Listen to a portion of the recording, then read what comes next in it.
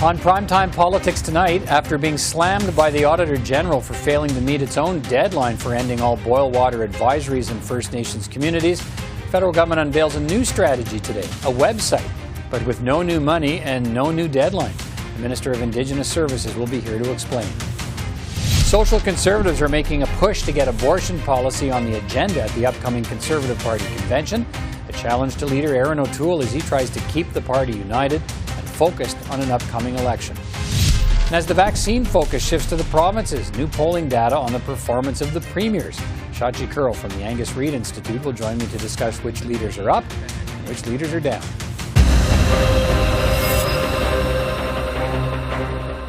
We'll begin tonight with a focus on drinking water in First Nations communities.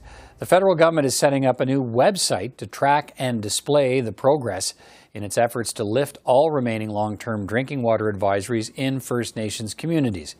The new strategy doesn't come with any new funding or a new deadline. The government has missed its own deadline of this month for ending all boil water advisories.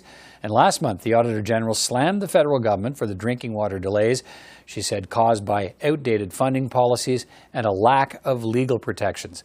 There remain 58 long-term drinking water advisories in 38 First Nations communities.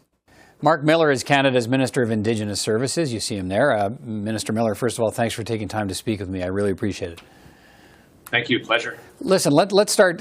How will a website fulfill the government's promise to end all drinking water advisories in First Nations communities? Well, in November, when we announced the additional $1.5 billion to communities to support them in the long-term asset stability of what is a critical infrastructure in their communities, we recognized that COVID had posed some challenges, but people were also requiring detailed information as to what's happening in each community that remains on long-term water advisories. And I undertook the Canadians in November to do that, making sure that we had as much, I'm trying to get Canadians to see what I'm seeing, what our department is seeing in the work that we're doing with communities. The difference we sort of have today vis-a-vis the situation we had in 2015 is that now we have plans in place. We have 101 long-term water advisories lifted with some to go, but we're really down to the short strokes. And people want to see what I see, what's going on in communities, what the plan is, most importantly, to lift those advisories. So that's the effort behind the website. Well, so what precisely will we see that you see? What precisely does this website do? Most notably, from an aggregate perspective, we'll give a sense of what's the commitment was been, the life cycle of lifting a long-term water advisory, and then a community-by-community breakdown of the ones that are remaining and the commitments we've made and the plan that they have in place in order to lift it. There are absolutely challenges, but there's absolutely the commitment of the Government of Canada to get it done. And I'll be following up, and I'm following up with communities directly to give them that assurance and much past the March 2021 deadline that we've all spoken so much about, but really for the long-term life cycle of an asset that is so critical to people's well-being. I'm wondering, who it's for, who asked for it. Did First Nations communities want this? Those communities know how bad their water is and how long it's taking to fix it. So who's it for? Who needs to know this information? It's for all Canadians and all Indigenous peoples living in Canada. I celebrated today the 100th and the 101 list of two communities that have been fighting for so long to get clean water into their community. But they also, while it is a moment of great joy and pride for them, have expressed concern about the remaining situation in Canada. And this is the best country in the world, yet we have that. We have the reality that we live with in terms of the remaining long-term water advisories. So any Canadian can look at it, the media can look at it, and people that have sometimes questioned the commitment can go there and see that each community has a plan and what the process is in place to getting it lifted as quickly as possible. As you know, there have been calls from some quarters for the government to identify, best described, I suppose, as shoddy contractors who've worked on some of these projects, and that's been part of the problem. Why doesn't the website identify those contractors so they can be avoided? Yeah, and look, this is an ongoing discussion that we have, Peter. This has been a matter of some controversy in how contracting is done. The Government of Canada, Indigenous Services Canada, doesn't impose contractors on communities. There is a whole process involved there.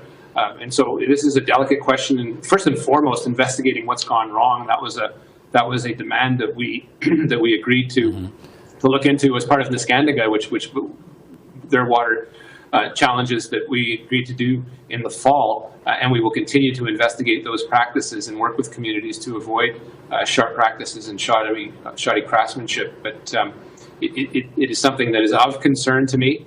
But in terms of a blanket recommendation from the Government of Canada as who to use and who not to use, that's something that is a little more delicate in nature. And has to be done with communities in question in their tendering process. Okay, so each community will have its own, as I understand it, own web page on the government site, a detailed plan and progress report. I mean, that's all good, but what the Auditor General identified as the key problem is insufficient funding and a 30-year-old funding policy and a lack of a legal framework forcing the government to meet its obligations to fix the drinking water problem. So what's the plan to deal with those failings? Well, if you'll recall, Peter, we announced in November, and it's something that my team and I saw as we looked at what are the answers to providing that long-term stability for water assets in communities as we face the historic pandemic, and that was in part the funding amounts that were announced in November to address not only the long-term needs of communities and operations and maintenance, but also what is an outdated formula that was funding only water operators and operations from the Government of Canada to the communities for 80%, leading the communities to come up with the 20%, which they didn't necessarily have. And so we're fixing that. It's an outdated policy. We've recognized that, and we're getting rid of it. On the second point, on the legislative framework, recall the great controversy in and around the legislation that former Prime Minister Harper put into place was decried as colonial, without the resources in place to lift the water advisories. So that is a regulatory framework that needs to be fixed in conjunction with Indigenous communities, and we are doing so with the AFN and rights holders.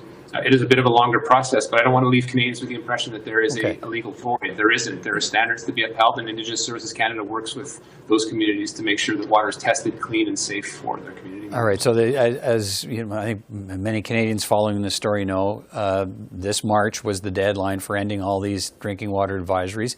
That deadline we know is going to come and go. You are, to be fair, making significant progress. I think the number you said today is 63%.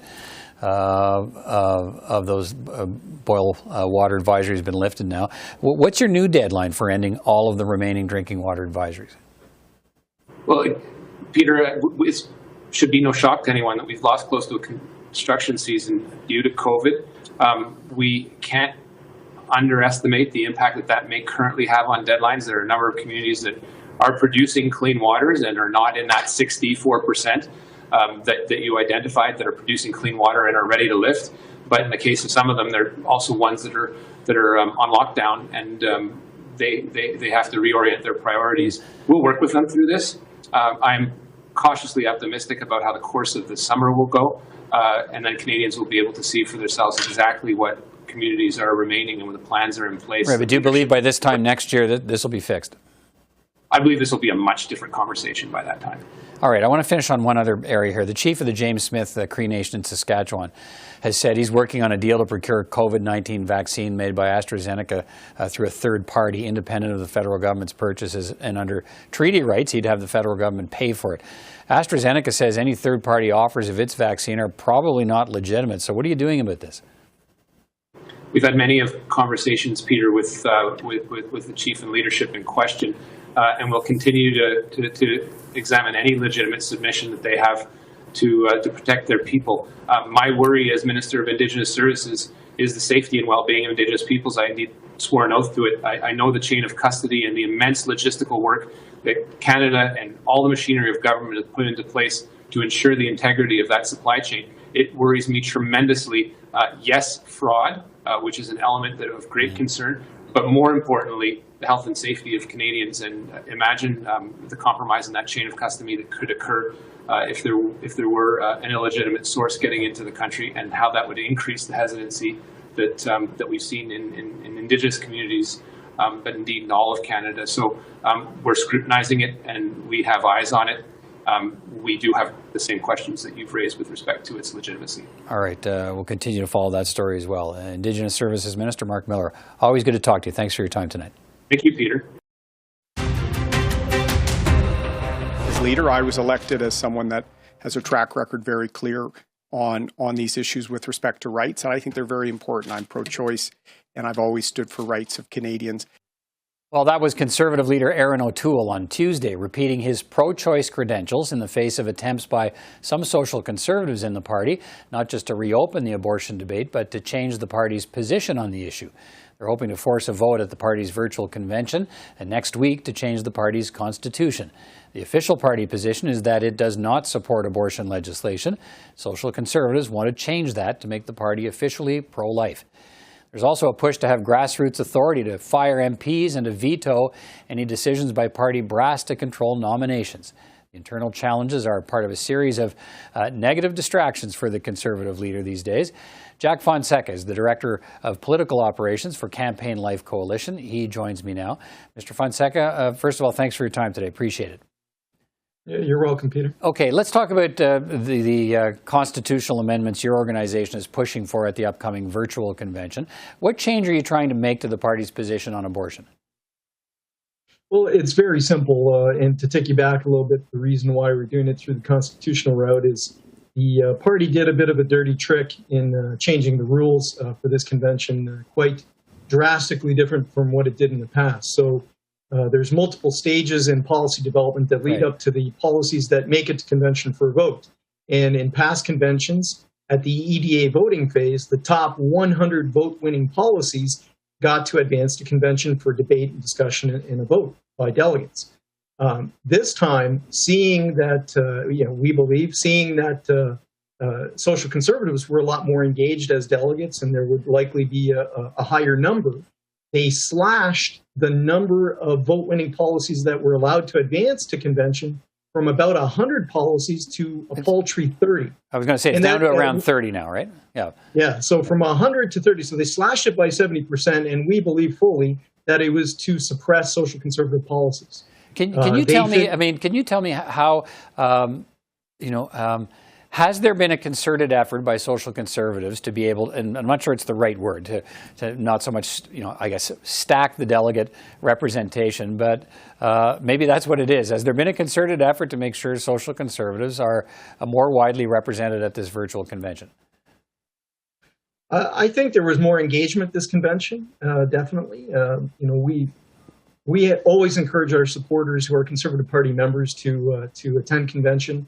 It's been easier, frankly, because of the lower price. So because it's a virtual convention, you don't have to pay for airfare and travel and hotels. That's the main reason why, for social conservatives, it's going to be a higher turnout this convention. And that's the primary reason. Okay, so you're trying to change the party constitution to include anti-abortion language. You need 100 delegates, as I understand it, from 100 different ridings to force a vote on that proposed amendment. Do you think you have that support? Yeah, so we already submitted the constitutional amendment that would expand the existing language, which is pretty good. I mean, there's a principle in the Conservative Party constitution that says something to the effect of we respect the dignity and value of all human life. So we're just tacking on a few extra words.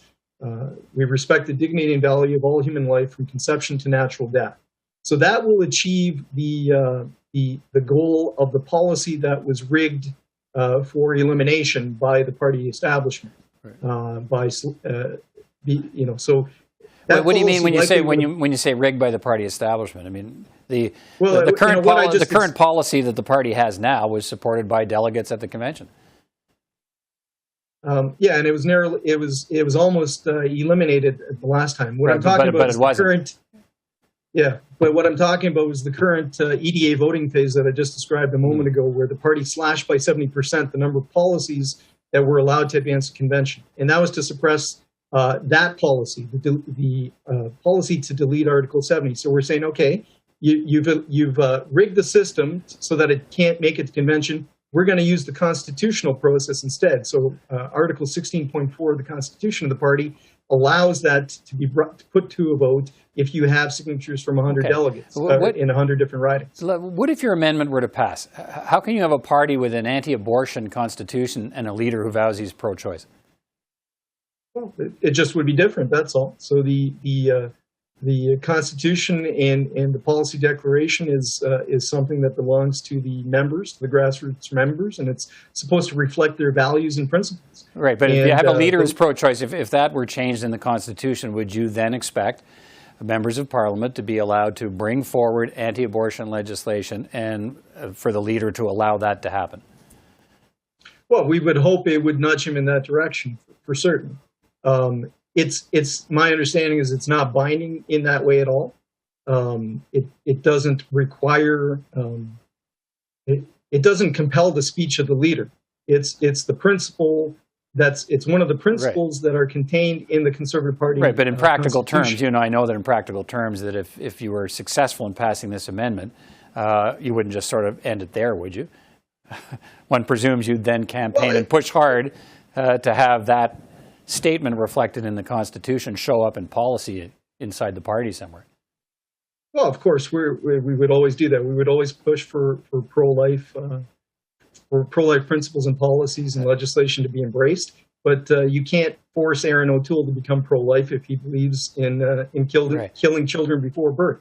What can you do about that? How do you think it helps the party's election chances to have this internal debate over abortion when voters are looking for the best choice to get them through a pandemic and rebuild the economy? I think the more that the Conservative Party can appeal to social conservatives, to moral conservatives, the people that typically stay home on election day because they see no moral difference between the Justin Trudeau Liberals who are rabidly pro-death, rabidly anti-family, and if they see a contrast where the Conservative Party actually shares their values or shares some of their values, and there's a distinct difference, it actually helps the Conservatives. We know that because, if you just let me finish the point, we know that. I mean, just look at Doug Ford in the Progressive Conservative Party of Ontario. I mean, he's gone way far left Liberal now, but he ran the 2018 Ontario provincial election on a largely socially conservative platform.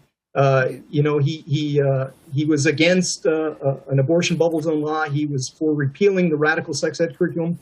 He supported.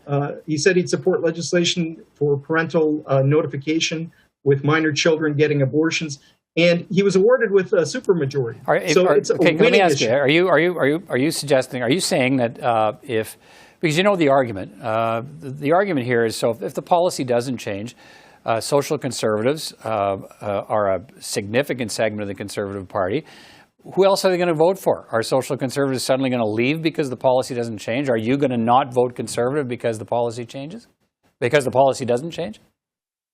That's not really the issue. I mean, it's more an issue. But it is, Mr. Fonseca, it is the issue for some of the people around this political conversation who say, we can argue against this change to the Constitution because they're going to vote for us anyway. Social conservatives have nowhere else to go. They're going to vote Conservative. But that's not true. Okay. But that's not true because they can stay home, and they do. When you get a leader who attacks their values, who attacks their the promises that they made previously, they do have another choice, and they use it in very large numbers, which is to stay home on election day, and then the Conservatives lose the election. So. Aaron O'Toole should not be listening to the people around him, the advisors who tell him, well, they got nowhere else to go, because that's simply not true. They can stay home, they can stay in bed on E-Day, and they will do that. Let me ask you about the Mr. O'Toole campaigned on a promise of a big tent leadership open to all voices.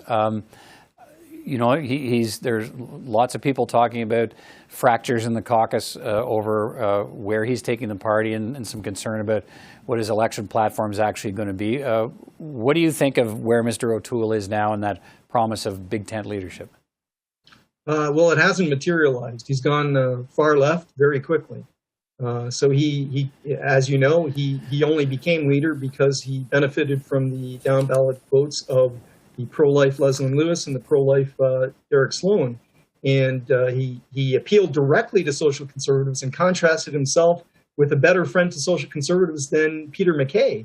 And now he's done a terrible job. He has expelled the most visible pro-life, pro-family MP in the caucus, Derek Sloan, and made a lot of other errors, a lot of other missteps to insult his socially conservative base. All right, Mr. Fonseca.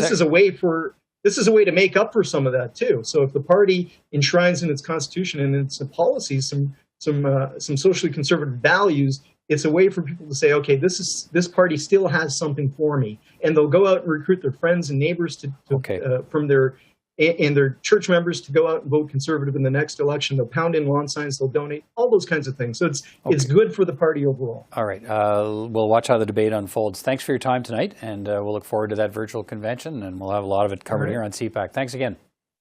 All right. Thank you. Well, the man leading Canada's vaccine rollout says he is confident the provinces are ready to ramp up their vaccinations. Major General Danny Fortin noted Canada will receive 8 million doses of vaccine by the end of this month, and that he's been leading dry runs to ensure the provinces are good to go with accelerated vaccination plans. Yesterday, we conducted a rehearsal of the next phase, along with more than 180 participants from federal, provincial, territorial, Indigenous partners, as well as industry stakeholders. The goal was to validate the planning and infrastructure to handle the phase where we see larger quantities of vaccines and new vaccines being available, which is starting earlier than initially anticipated. So provinces have assured us that they're in a very good position to scale up. As you can see, Canada is getting ready to go into the ramp-up phase after a steep increase in vaccine availability. So Major General Fortin says the provinces are ready to ramp up vaccinations. Tomorrow is the one-year anniversary of the COVID-19 pandemic declaration from the World Health Organization. The Premier of Ontario was asked today to reflect on what the past year has been like. It's been quite a challenge. Our team, we've not stopped. There isn't a day, and I'm being 100% frank with you, I have not taken a day off in 365 days, and we're going to continue. Well, as the vaccine supply builds against COVID-19 in this country, the focus is now shifting to delivery of those shots across the country. And there's a lot riding on the success or failure of those rollouts from provincial premiers. The Angus Reid Institute has been tracking the performance of the premiers so far according to their provincial constituents. So how are they doing? Who's getting positive reviews and who's not so much? Shachi Kurl is the president of the Angus Reid Institute. She joins me now. Shachi, good to see you again. Thanks for taking time to speak with me. COVID-19 vaccinations, biggest thing on the plate of every premier these days, and already we're seeing some bumps in the vaccine delivery in some provinces with phone lines crashing, confusion over vaccine priority groups. What's on the line over the next few months for provincial leaders? So this is the key performance indicator for premiers in the same way that it has been for Prime Minister Trudeau over the last 2 months. And of course, we've seen his political approval really sink in the eyes of Canadians as Canada got tripped up over delayed delivery and confusion over how much and when and would we still make targets. All of that spotlight now moves to the premiers. And over the next 2-3 months for them, over the next quarter, this will be the issue, the one main issue that people in their own respective provinces are really gauging their performance on. Right. Now, Canadians are mostly a generous people. We like to say that, but they're not afraid to speak their mind when it comes to rating their political leaders. What have they been telling you about the performance of the premiers so far? And maybe let's start with the overall numbers. Who gets higher marks and who's struggling? Sure. So at the top of the leaderboard, so to speak, or receiving higher approval ratings than others, you see in BC, John Horgan, and in Quebec, François Legault, followed by Scott Moe in Saskatchewan. So they're sort of at the top of the heap. Then you've got a bunch that's sort of in the middle with Doug Ford. His numbers are still at 50%, which, by the way, let's remember, pre-pandemic, you'd be popping champagne if you had 50% approval. Now, not so much anymore, because everyone's managed to benefit, at least for some period of time, for what we call the pandemic bump, right? Everyone had this elevating effect on their numbers. So Doug Ford's there. You've got Andrew Furey in kind of a weird, exceptional place where as many people approve of him as disapprove of him. And then more towards the back of the pack are the two premiers who have continued to really struggle through pandemic management, who have been Brian Pallister and Jason Kenney. Rounding out those numbers is a brand new premier on the scene. That's Premier Rankin in Nova Scotia. Right. The deal with him is that he has the lowest approval ratings in the country, but that's because the vast number of Nova Scotians actually don't have an opinion about him. 50% say they don't know him well enough to gauge. Okay, why are the higher ranking premiers doing well? Let's drill down a little bit. What are they doing that's earning them higher approval numbers? So it's really a combination of, I would say, style and circumstance. People are responding to them personally. In BC, you continue to see John Horgan through the ups and downs, the highs and lows. He tends to come off in a way that people are okay with, and he's also sort of, I think, affected a little bit by the halo that continues to surround provincial health.